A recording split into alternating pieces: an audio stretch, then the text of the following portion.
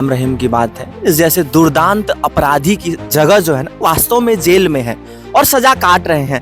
लेकिन सवाल कहीं ना कहीं खड़ा होता है जब 15 बार लगभग 387 दिन, जरा सोचिए, 20 साल की सजा काट रहे हैं जिसमें लगभग 1 साल से अधिक वो बाहर है, तो प्रश्न चिन्ह तो खड़ा होता है ना हमारे सकता है आगे भी बाहर ही रहे। अभी तो कितना दिन हुआ? अभी तो शायद 8 साल हुआ ना उनको, अभी 12 साल काटने बाकी हैं, कितने दिन होंगे? लेकिन कहीं ना कहीं ये हमारे न्यायपालिका के व्यवस्था पे एक बार फिर प्रश्न चिन्ह खड़ा करता है कि आखिर क्यों इस जैसे दुर्दांत अपराधी को हर बार क्यों सलाखों से पीछे ये पैरोल दे दिया जाता है, 40 दिन अभी बाहर है। और बात करते हैं बेटी बचाओ बेटी पढ़ाओ की, ये लोग तो बेटियों का ये किस तरीके से सम्मान कर रहे हैं पूरे देश को मालूम है।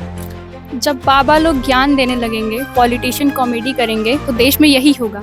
देश की कानून व्यवस्था इतनी ध्वस्त हो गई है कि अगर कहीं पे रेप मामले सामने आ रहे हैं, कहीं पे महिलाओं के साथ छेड़खानी और या जो भी और घटनाएं हैं हो रही हैं, उस पर एक्शन नहीं लिया जा रहा है। भारतीय जनता पार्टी है जो महिला युवा किसान जो अपनी जो बोलती है कि ये मेरे लिए ये जातियां हैं, तो वो अपमान कर रही है महिलाओं का बेसिकली। कोई बहुत बड़ा पुण्य का काम नहीं किए हैं, बलात्कार जैसे 4 बलात्कार जैसे केस में अंदर है। इन दुर्दांत अपराधियों की सजा जेल में है और जेल के पीछे ही ऐसे लोग अच्छे लगते हैं। भारत में 2 तरह के कानून चलते हैं, एक आम नागरिक के लिए और दूसरा बलात्कारियों के लिए और बाबाओं के लिए। हाल ही में एक केस सामने आया है जहां 20 साल की सजा काट रहे राम रहीम को 8 साल में 15वीं बार पैरोल पर बाहर किया जा रहा है, बाहर जाने दिया जा रहा है। तो ऐसे में देश के न्यायिक व्यवस्था पर तमाम सवाल खड़े होते हैं और उसी को लेके कुछ युवा मेरे साथ जुड़ रहे हैं। हम जानना चाहते हैं कि जब देश में ऐसी स्थिति बनती है कि बलात्कार के आरोपियों को खुले में घूमने दिया जा रहा है, तो क्या कितने हद तक हम युवा कितने हद तक जो है न्यायिक प्रक्रिया पर भरोसा जता सकते हैं? देखिए, पर्सनली तो मैं बिल्कुल भी इस पे भरोसा नहीं जता सकता, क्योंकि एक बहुत ही निंदनीय फैसला है कि 8 साल की आप सजा किसी को दे रहे हैं और ऐसे घिनौने अपराध में जिसमें rape, murder, attempt to murder शामिल है, और उसमें वो 15वीं बार पैरोल पर अब बाहर आ रहे हैं। तो पहले तो मैं कहूँगा कि हमारा देश कितना महान है कि हम उन्हें इतनी बड़ी बड़ी पर्सनैलिटीज को एकदम से फ्री कर देते हैं, और हम उन जैसे इसमें आयरनी ये भी है कि हम उन जैसे नेताओं हों या फिर ये जो बाबा हैं जिनके पास पैसा है, पॉलिटिकल रिलेशन है, ये हमेशा बाहर आते रहेंगे। आप हमें नहीं रोक सकते, कभी नहीं रोक सकते, चाह के भी नहीं रोक सकते। और ये महानता इसमें भी दिखती है कि हम उनके ऊपर फिल्म बना सकते हैं, वेब सीरीज बना सकते हैं, पिक्चर्स बना सकते हैं, गाने रिलीज कर सकते हैं, पर उन्हें मौत की सजा नहीं दे सकते। धर्म की आड़ में धंधा किया जाता है और कहीं ना कहीं उसके ये उदाहरण है, चाहे वो राम रहीम हो या फिर आसाराम हो। लेकिन जब ऐसे बलात्कारी जो किसी महिला का बलात्कार करके जब खुले में घूमते हैं, 8 साल की सजा अब तक पूरी हो रही है उनकी, और उसमें 15वीं बार उनको पैरोल पे बाहर जाने दिया जा रहा है, तो ये कैसी स्थिति है? भारत में कैसी स्थिति बन गई? अंधेर नगरी चौपट राजा वाली स्थिति है। जिस तरीके से जो बाबा राम रहीम है, बाबा तो उनको बोलना खैर गलत होगा, राम रहीम है, उनको जिस तरीके से जो बार बार पैरोल दी जाती है, कहीं ना कहीं एक पॉलिटिकल उसका संबंध है। क्योंकि पंजाब और हरियाणा और जो दिल्ली का रीजन है, वेस्ट यूपी में, वहाँ उनके बहुत बड़ी मात्रा में फॉलोअर हैं और ब्लाइंड फॉलोअर हैं, मतलब उन पे आंख मूंद के उन पे भरोसा करते हैं। जो डेरा होते हैं, डेरे मतलब उनके एक डेरा टर्म है उनके उसमें, तो वहाँ उस डेरे के वो प्रधान है और वो कई काफी सारे सेवा कार्य भी करते हैं, ऐसा नहीं है, लेकिन उसके जरिए वो अपना जो सॉफ्ट टारगेट है वो करते हैं।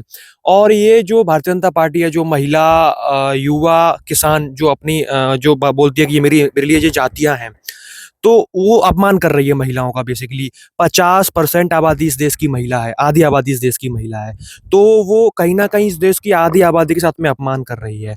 और बात करते हैं बेटी बचाओ बेटी पढ़ाओ की, ये लोग तो बेटियों का ये किस तरीके से सम्मान कर रहे हैं पूरे देश को मालूम है। धर्म की आड़ में धंधा किया जा रहा है और ये बात सरकार को भली भांति पता है, लेकिन उसके बावजूद भी जब कोई एक आम नागरिक जब पैरोल के लिए अपील करेगा, तो उसको आपको लगता है कि इतनी आसानी से जब उस पैरोल पे बाहर आने दिया जाएगा, जैसे किसी बलात्कार के आरोपी को बाहर घूमने दिया जा रहा है? जी बिल्कुल नहीं, ऐसा तो आम आदमियों के लिए तो ये सिस्टम है ही नहीं। ये सिर्फ अमीर और जो बाबा हैं जिनके फैन फॉलोअर्स हैं उनके लिए ही है। जैसे कि हम देखा है 2017 से जैसे 15 बार उनका पैरोल मिला है, तो ये तो सिर्फ फॉलोअर्स का काम है। उनको तो हम देख चुके हैं, ना ही सिर्फ ये आसाराम की भी हम एक एग्जांपल देखा है, वो भी पैरोल पे बाहर आते हैं। हाँ, जब भी इलेक्शन पास आते हैं तो उनको छूट दिया जाता है उनके फॉलोअर्स इकट्ठा करने के लिए। तो ये बहुत ही निंदनीय बात है और मैं तो न्यायालय से बोलना चाहूंगा कि फिर ऐसे अपराधों के दंडों की क्या अहमियत रह गई है? कितनी वो आखिर जेल में रहे कितना है 2017 से, बार बार उनको पैरोल दे दिया जाता है। तो इससे बाकी जो अपराधी हैं उनको तो फिर ये एक बढ़ावा मिलेगा कि अपराध कर देते हैं, ज्यादा से ज्यादा क्या होगा, पैरोल मिल जाएगा, बाहर घूम लेंगे, थोड़ा सा हमें जेल में रहना ही है। तो फिर इन दंडों की तो कोई अहमियत रह ही नहीं जाती है और बहुत ही खराब होता जा रहा है, बहुत ही निंदनीय स्थिति, दयनीय स्थिति होती जा रही है भारत में जुडिशरी सिस्टम की। बलात्कार के आरोपी राम रहीम अब तक 8 साल की सजा होने जा रही है और उसमें वो 300 से भी अधिक दिन जो है बाहर मतलब 1 साल कह लीजिए, 1 साल वो बाहर ही रहे हैं। तो इससे अच्छा तो उनको बाहर ही छोड़ दिया जाए, जब कानून का कोई मतलब ही नहीं रह जाता है कि बलात्कारियों को बाहर घूमने दिया जा रहा है। तो युवक क्या सोचते हैं ऐसे मुद्दे को लेकर? देखिए गुरप्रीत, जो राम रहीम की बात है, इस जैसे दुर्दांत अपराधी की जगह जो है ना वास्तव में जेल में है और सजा काट रहे हैं। लेकिन सवाल कहीं ना कहीं खड़ा होता है जब 15 बार लगभग 387 दिन, जरा सोचिए, 20 साल की सजा काट रहे हैं जिसमें लगभग 1 साल से अधिक वो बाहर है, तो प्रश्न चिन्ह तो खड़ा होता है ना हमारे लगता है आगे भी बाहर ही रहेंगे। अभी तो कितना दिन हुआ, अभी तो शायद 8 साल हुआ ना उनको, अभी 12 साल काटने बाकी हैं, कितने दिन होंगे। लेकिन कहीं ना कहीं ये हमारे न्यायपालिका के व्यवस्था पे एक बार फिर प्रश्न चिन्ह खड़ा करता है कि आखिर क्यों इस जैसे दुर्दांत अपराधी को हर बार क्यों सलाखों से पीछे ये पैरोल दे दिया जाता है, 40 दिन अभी बाहर है।